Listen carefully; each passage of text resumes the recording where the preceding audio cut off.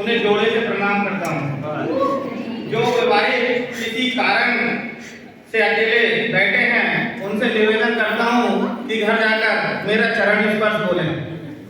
जो कुंवारे बैठे हैं उन्हें ईलू ईलू करता हूँ।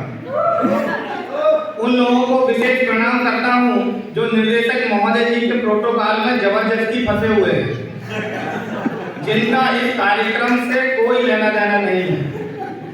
मैं उन लोगों को प्रणाम करता हूँ, मैं उन लोगों को स्पेशल प्रणाम करता हूँ जो भोजन के चक्कर में भजन का आनंद ले रहे हैं।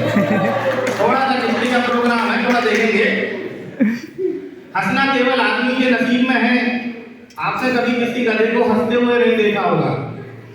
यदि देख लें तो यह समझ लेना चाहिए कि वह आदमी होने की कगार पर है, और अगर किसी आदमी को गुमसुम उदास बैठे हुए देखें तो समझ लीजिए कि वह वो होने की कंडीशन में है। आनंद से बैठिएगा, आनंद से बैठिएगा। आपको ज्ञान की एक भी बात नहीं बोलूंगा, भगवान श्री राम की कसम खाकर बोलता हूँ। इस देश में आजकल ज्ञान की स्थिति बड़ी खराब चल रही है। सवेरे 18 चैनल खोलो तो 19 बाबा ज्ञान देते मिलते हैं, और उसी समय हम लोग ब्रश करते हुए उसे थूक देते हैं।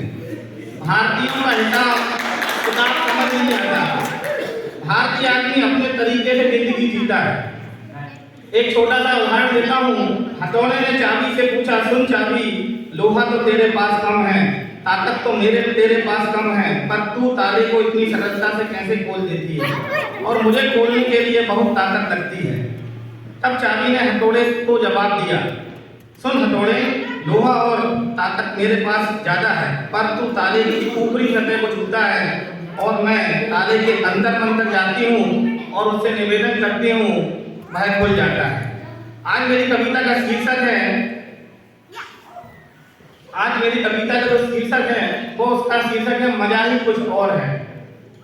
दांतों से नाखून काटने का, छोटों को जबरदस्ती डांटने का, पैसे वालों को गाली बकने का, मूंगफली के ठेले से मूंगफली चटने का, कुर्सी पर बैठकर कान में पेन डालने का, रोडवेज की सीट से कुशन निकालने का, मजा ही कुछ और है।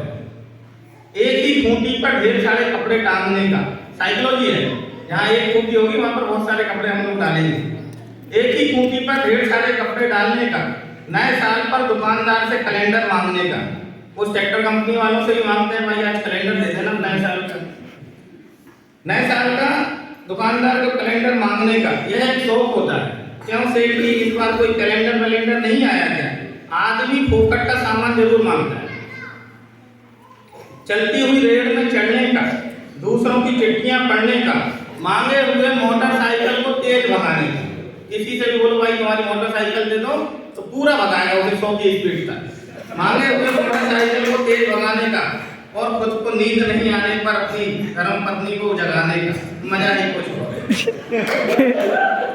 चोरी से फल फूल तोड़ने का, खराब ट्यूबलाइट और मटके फोड़ने का। कपिल, जितनी ट्यूबलाइट है सारी फोड़ेगा। चोरी से फल फूल तोड़ने का, खराब ट्यूबलाइट और मटके फोड़ने का, पड़ोसन को घूर घूर कर देखने का। भैया ऐसे कुछ हो रहा है जैसे कि तुम्हारा चित्रण हो रहा है। अपना कचरा दूसरे के यहाँ फेंकने का, बाथरूम में बेसुरा गाने का, और थूक से टिकट लगाने का, मजा ही कुछ और है। कुछ ऑफिस के ऊपर भी बोल देता हूँ। ऑफिस में लेट आने का, फाइल को जबरदस्ती दबाने का, चाट वाले से फोकट की चटनी डलवाने का, भैया थोड़ी चटनी दे दो।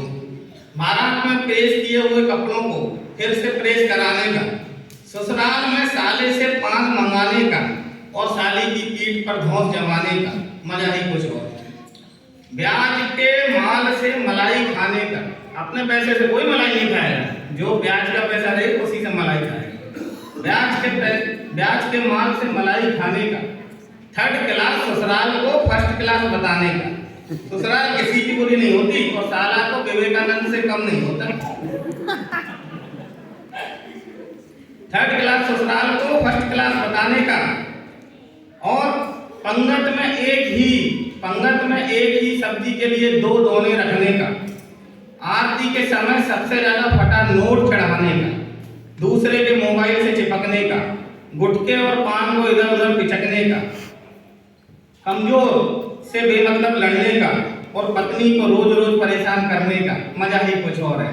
जय हिंद, जय भारत, जय श्री राम।